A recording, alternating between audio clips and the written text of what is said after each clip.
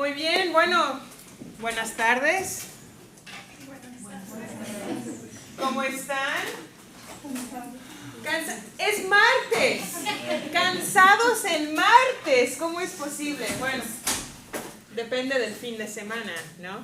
Porque estuvieron trabajando mucho, ¿verdad? Ok, bueno chicos, hoy vamos a seguir con este tema de las cartas de Hernán Cortés. Y para empezar, vamos a reflexionar un poco sobre un tema que surge en el texto, pero que no hemos discutido hasta ahora, pero que yo considero que es bastante importante. Hoy vamos a tener un tema general que vamos a discutir y va a ser lo que es revelado y lo que se mantiene oculto en las cartas de relación. Entonces vamos a empezar con un poco de escritura libre, calentamiento mental, se podría decir. Y quiero que saquen una hoja de papel y que libremente reflexionen sobre este tema, ¿ok? Quiero que piensen un poco sobre el poder y la importancia de la escritura, de la palabra, ¿ok? Y cómo lo menciona Hernán Cortés. Ahora, en algunos instantes Cortés menciona procesos específicos que requieren el labor de un escribano. Que yo haya visto, bueno, que yo recuerde son dos. ¿Okay? ¿Alguien recuerda en cuáles instancias él menciona la presencia de un escribano? ¿Sí? Después del evento en que todo el mundo estaba llorando y que dijeron que iban a aceptar al rey como su... Muy bien, muy bien. Entonces, en la donación de Moctezuma es una de las secciones donde él menciona al escribano. Entonces, hay otro más. Ese está en el 229. El otro ejemplo está en la página 190. Y lo que quiero que hagan es, después de ver en qué contexto, por qué los menciona precisamente, por qué usa un escribano precisamente en estas dos partes, y por qué mencionárselo a Carlos V. ¿Qué función tiene el mencionarlo en la carta? ¿Okay? Nos vamos a tratar de pensar en todas las implicaciones que podría tener. ¿Okay? Vamos a escribir por unos 3 a 5 minutos y después vamos a discutirlo en grupos pequeños y luego como grupo grande. ¿Ok? Adelante.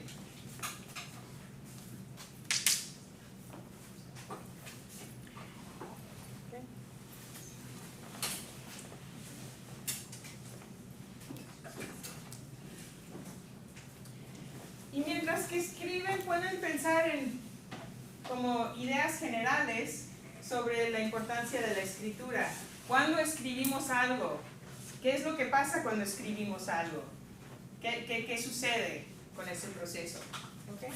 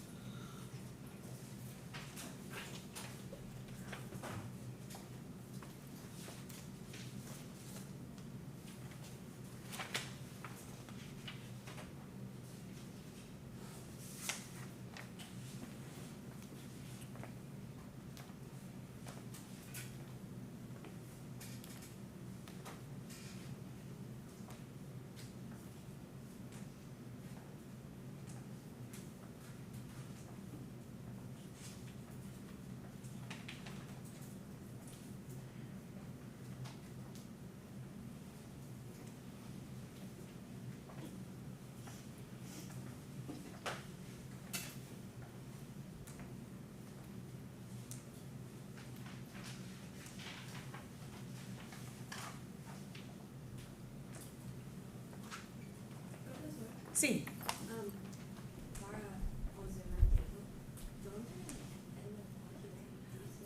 Está en página 190, aquí arriba, pero empieza desde antes.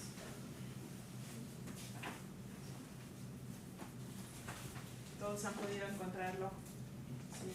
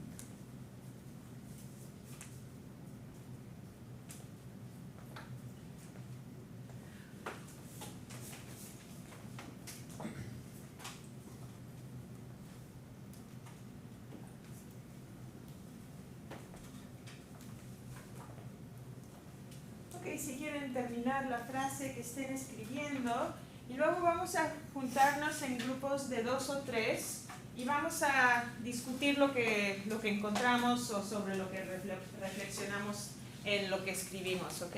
La importancia de la escritura, dónde lo vemos específicamente, por qué en estas ocasiones se usa, por qué no en otras ocasiones, ¿ok? Muy bien, adelante.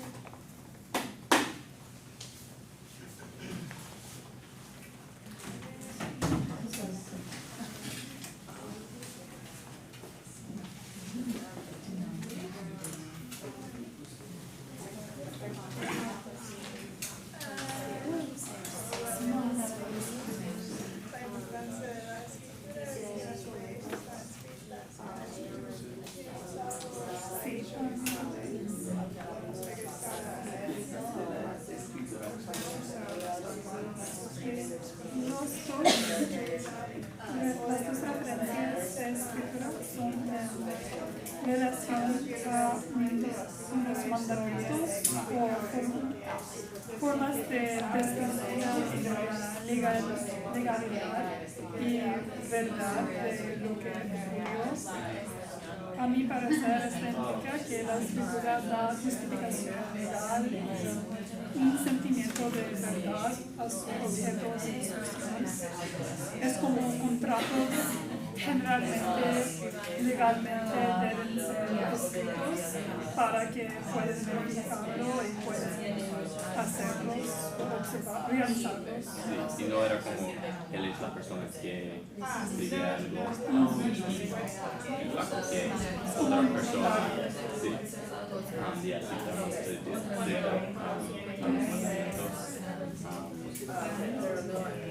Y también en página 229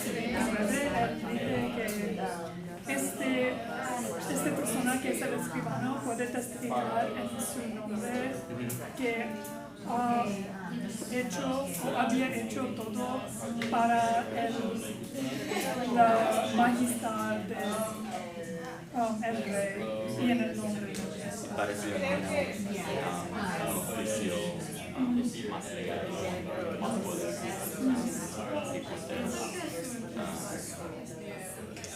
y Da legitimidad. Esto es la palabra que he olvidado. Y para la última pregunta, ¿qué importancia tiene en su autorrepresentación ante Cristo?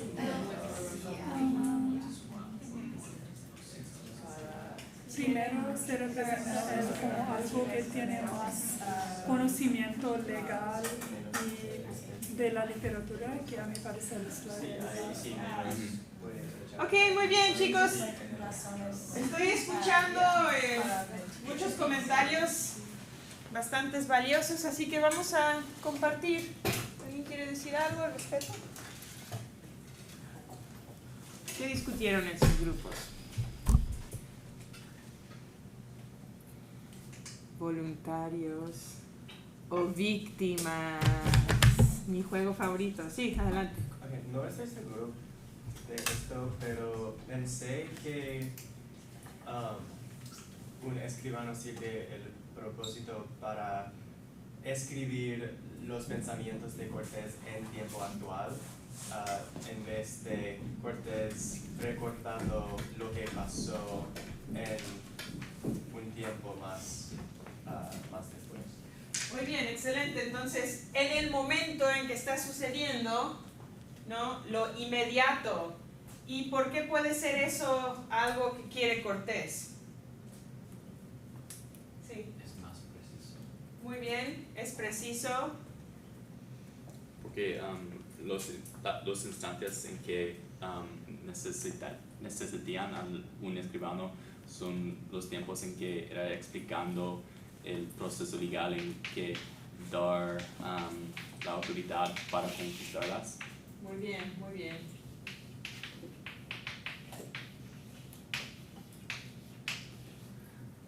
Sí. La palabra es más permanente para el futuro, más gente va a verlo y escucharlo. Muy bien, la permanencia de la palabra. ¿Sí? Y También es general que los contratos debían ser escritos y estos son contratos en vez de algo unilateral. Muy bien. Es más legítimo. Sí, ¿no? Hasta hoy en día, cuando tienes algo por escrito, cuando dices, tuvimos un arreglo verbal, ¿sí? ¿De veras? ¿Seguro? ¿No?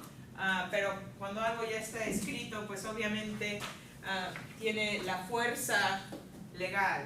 ¿Ok?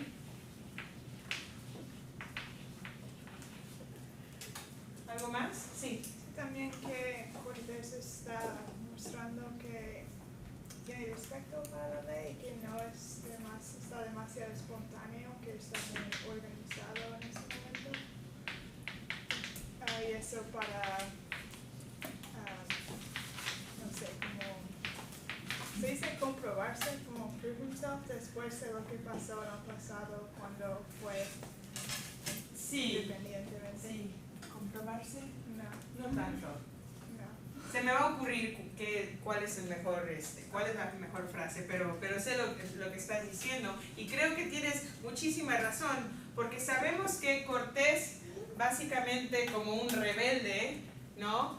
Que está batallando en contra de Velázquez, no quiere verse como alguien que está en el caos total en su proceso de conquista, sino que quiere tener su proceso legal y verificado y verificable en el futuro. ¿Okay? Muy bien. Más sí. No sé, es similar a la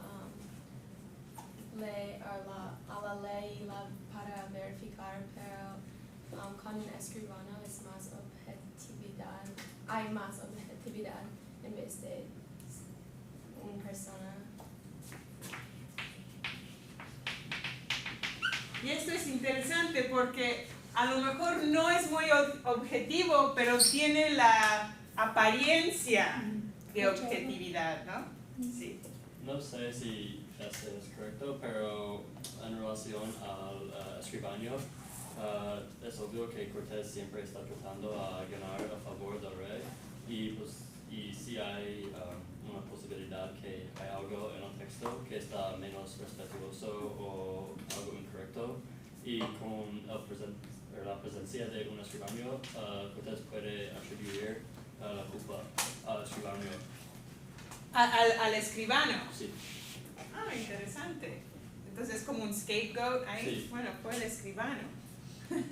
Sí, a ver. Pienso que la historia del escribano no es objetivo, pero es más objetivo de una historia de Cortés porque el escribano tiene menos razones para mentir o exagerar cosas. Muy bien, entonces el escribano como alguien que simplemente verifica la realidad, ¿no? En vez de alguien que tiene como una meta o, ¿sí? Pero ¿quién selecciona al ¿Quién escribano? selecciona al escribano? Muy bien, de nuevo, si los que rodean a Cortés obviamente van a tener algo que ver con su autorrepresentación y como él ¿no? ¿Sí? Pienso que el escribano es más como un empleado de Cortés y cuando menciona Cortés el escribano al Carlos V es un recuerdo que soy el jefe, tengo empleados, tengo la habilidad de mantener estos empleados, etc. Muy bien, y que tengo a estos empleados, ¿no? Mis recursos humanos tienen sus posiciones y tienen sus tareas y todo es muy oficial, ¿no? Es como recordarle a Carlos V que lo que él está construyendo es una sociedad, ¿no? Que funciona. Sí. Creo que profesor Padrón menciona que las personas con mucho poder muchas veces no escriban mucho y tienen personas que escribe para las Para personas ellos. con Ujú. poder. Si hace una acción de poder para no escribir su historia. Escribe lo que voy a dictar, ¿no? Sí. Ok, entonces es una posición de poder el tener a un escribano. Pero bueno, tener a un escribano que está escribiendo lo que tú estás haciendo versus hablar sobre un documento legal, ¿no? Un acta que se levanta cuando él como entra en acuerdo con Moctezuma sobre su donación, etc. ¿Sí? Pues no puedo encontrar la página, pero yo esperaría que él tiene un escribano cuando creara su nueva ciudad. Pero creo que porque solo hay 2 páginas, él no tiene un... No, bueno, aquí son cuando él lo menciona específicamente en estas cartas. Había escribanos anotando en muchos casos, pero estas son en estas páginas, porque seguramente lo menciona en otras páginas. Este no es el texto completo. Pero estos 2 ejemplos es cuando él explícitamente menciona a los escribanos, que son en la mayor parte del tiempo los desaparecidos, ¿no? Los que no pensamos en su presencia. Ahora, sí. Pero él quiere mencionar que tiene un escribano cuando crea una nueva ciudad o no, porque la ciudad es una farsa. Es beneficial. Decir que tienes un escribano si vas a... La creación de su ciudad es una farsa, no es una ciudad real. Y pues él es beneficial que dice que hay un escribano. ¿Does that make sense? ¿Cuál ciudad estás describiendo que no es real? Con el establecimiento de Veracruz. Yeah. Pero él no quiere que el rey sabe que es una farsa. Pues no, pero esto es interesante porque nos habla sobre la importancia de las palabras. O sea, la villa de la Veracruz no es una ciudad, pero es un conjunto de hombres españoles que tienen una jerarquía. So how is it not a town or a city, right? So, esta idea de que está en la autorrepresentación, tú puedes decir, eso es una farsa, esa no es una ciudad. Pero él dice, ¿por qué no? Si yo digo que es una ciudad, es una ciudad. Y si mi escribano dice que es una ciudad, es una ciudad. So el escribano es beneficial porque demuestra que es una ciudad. Verifica lo que dice. Yeah, okay. Exactamente. Bueno, vamos a seguir adelante. Y esto nos lleva, esta idea de como los que mencionan y los que no se mencionan, a estos que menciona él como sus lenguas. ¿Okay? Ahora, son 2 personajes históricos reales. ¿Quiénes son? Nos da un poco de detalle, ya lo hemos discutido un poco, pero... La primera es Doña Marina. Doña Marina.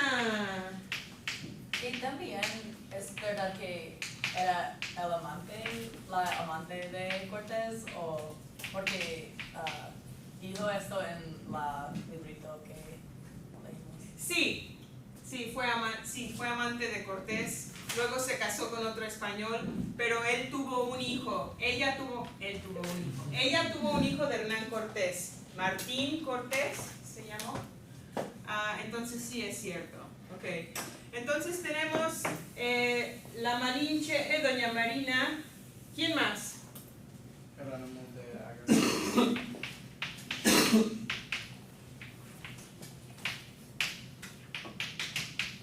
Ok, muy bien.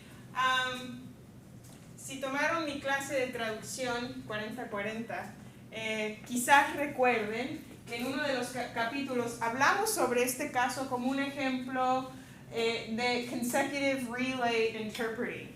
¿Okay? Entonces, simplemente para tener la visualización, porque para mí es útil, no sé para ustedes, vamos a dibujar rápidamente un diagrama de los tres elementos. Entonces, si tenemos aquí a Hernán Cortés,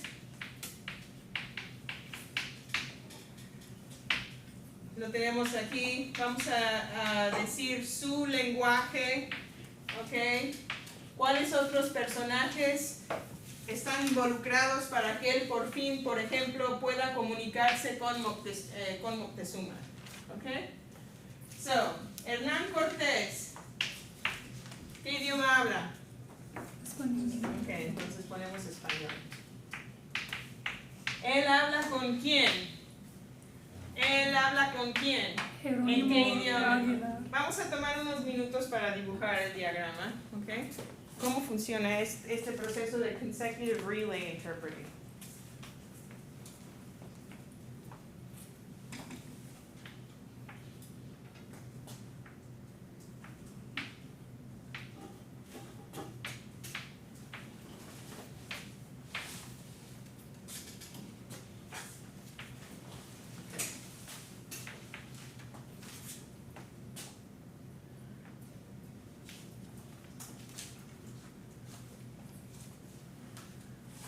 Ok, entonces Hernán Cortés le habla ¿a quién?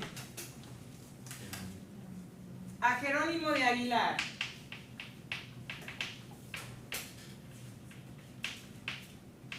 En español, ¿no? Luego Jerónimo de Aguilar, ¿a quién le habla? Doña Teresa. ¿En qué idioma? Napa. Maya. Ok, muy bien. ¿Y por qué Jerónimo de Aguilar sabía hablar maya? Vivía en la ciudad maya. Sí. Tiene una historia muy interesante Jerónimo de Aguilar. Era un naufragio, ¿no? Sí, era un náufrago que cayó en Yucatán con otros españoles. Fueron rescatados por una comunidad maya. Muchos de ellos murieron. Solo sobrevivieron 2.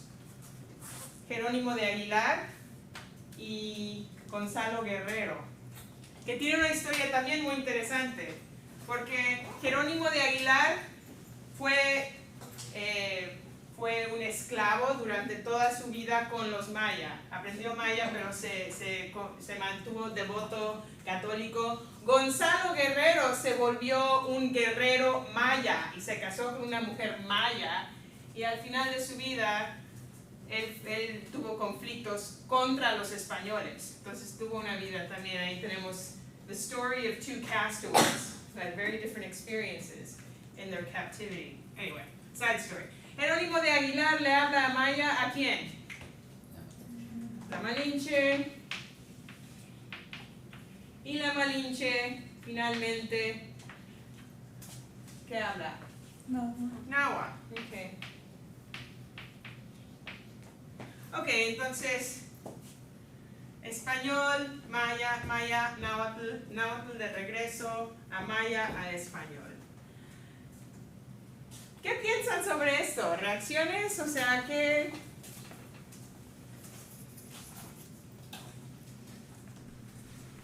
Sí. Que mucho de su contexto de sus palabras puede ser perdido en la translación. Sí, muy bien. Entonces, mucho se puede perder. Esto se puede verificar simplemente jugando teléfono descompuesto, como le decimos en español, telephone. Okay, muy bien. Entonces, mucho del significado se puede perder. ¿Qué más? Y, sí. No es fácil o eficiente también, porque hay mucho tiempo para hablar con 4 personas diferentes. Muy bien. Entonces, tienen todas estas personas. ¿Cómo va? Mira, y eso es lo que yo creo. Esto fue lo que estaba sucediendo la mayor parte del tiempo, and then this was the debriefing. Okay? Más o menos, me imagino que fue más de ese tipo. Eventualmente, Jerónimo de Aguilar queda fuera y la Malinche aprende castellano, español, y ya las traducciones fueron un poco más directas, pero eso fue después de tiempo que ella aprendió el castellano. ¿Qué más sobre esto? ¿Otras? Sí. Hay oportunidades para cambiar el mensaje que Cortés originalmente dice en varias partes del proceso. Muy bien, entonces el cambio del mensaje.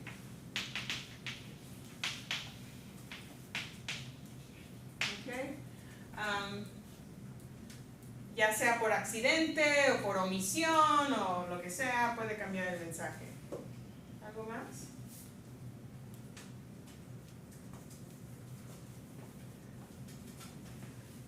¿Alguien? Sí. Sobre eso, la lealtad de la Malinche es muy importante y cómo sabes que pueden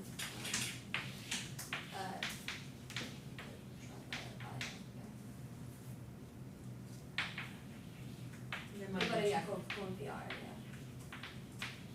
Muy bien. ¿Sí? Una de las personas pueden añadir algo o ocultar algo en la tradición. Claro, ¿y cómo lo va a saber Cortés? Nunca va a saber lo que en realidad se dijo. Bueno, él tiene que confiar en Jerónimo de Aguilar y confía mucho en él, y luego tiene que confiar también en la Malinche. ¿Ok? Sí. Es más fácil evitar conflicto porque las personas en el medio pueden decir cosas mucho menos agresivas. Porque me imagino que Hernán Cortés es un poco agresivo. Ok, esto sucedió en Game of Thrones. ¿Alguien? Anybody? Sí, Nerd? mi referencia. Sí, en la que, and now I'm going to forget the name of the character, the translator who speaks. Anyway, she translates, she's always like editing for her boss. Oh, for Daenerys? Yeah, yes, right? So before she joins the Dragon Queen, there was one semester where all my references were Game of Thrones, y mis estudiantes estaban así como, ya por favor, con Game of Thrones.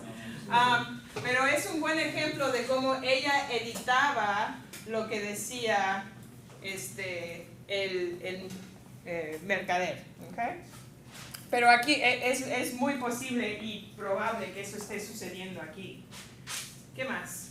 Sí. Solamente que en las lenguas de los indígenas no existía algunas palabras que había en español, como las palabras de la iglesia y de las leyes.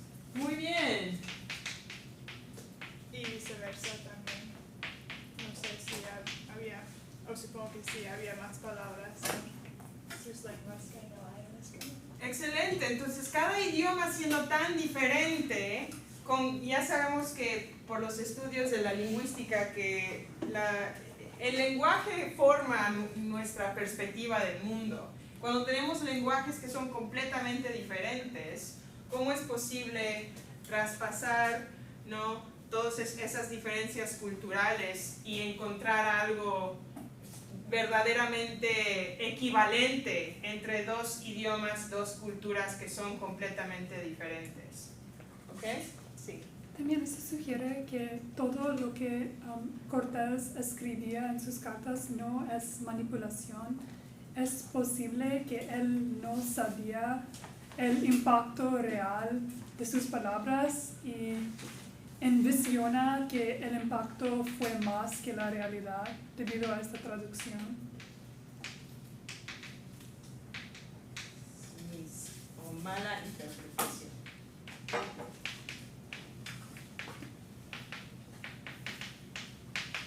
Ok. Buena pregunta. ¿Está Cortés manipulando la verdad? ¿O es que él también está un poco manipulado? ¿O no está seguro de lo que está presenciando, ¿no? Que es una parte de mis intereses en la historia de la colonia y de la conquista, ¿no? De cómo podemos saber si un cronista es fidedigno, pero si él tiene como carencias de comprensión, o sea, no comprende lo que está viendo, no sabe, etc. These are all good questions, and you should ask Professor Padron to weigh in.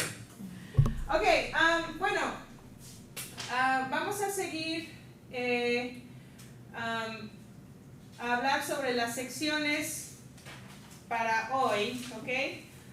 Y quería presentar esta discusión basado primero en esta respuesta al foro. Ok, el texto nos dice que debemos tomar con reservas los pensamientos de Cortés. Esta idea añade mucho a nuestra discusión sobre de las casas y un autor fidedigno o no fidedigno. A primera vista parece que Cortés es un autor fidedigno porque usa muchos datos y hechos en sus comentarios, es educado. Sin embargo, el texto nos dice que no hay otras fuentes de información que corroboran la historia de Cortés, especialmente con la lucha contra Moctezuma. Entonces, bueno, en general quería abrir esta idea sobre lo fidedigno o lo no fidedigno, sobre lo que es revelado y lo que es oculto, ¿ok?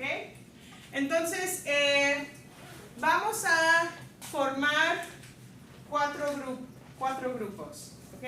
Entonces, vamos a hacer del 1 al 4, 1, 2, 3, 4, y luego todos los 1 se van a juntar, los 2, los 3, los 4, ¿ok? Y luego cada grupo va a como revisitar estas secciones y considerar, ¿ok? Discutir en su grupo en esta sección qué es lo revelado, qué es lo más enfatizado.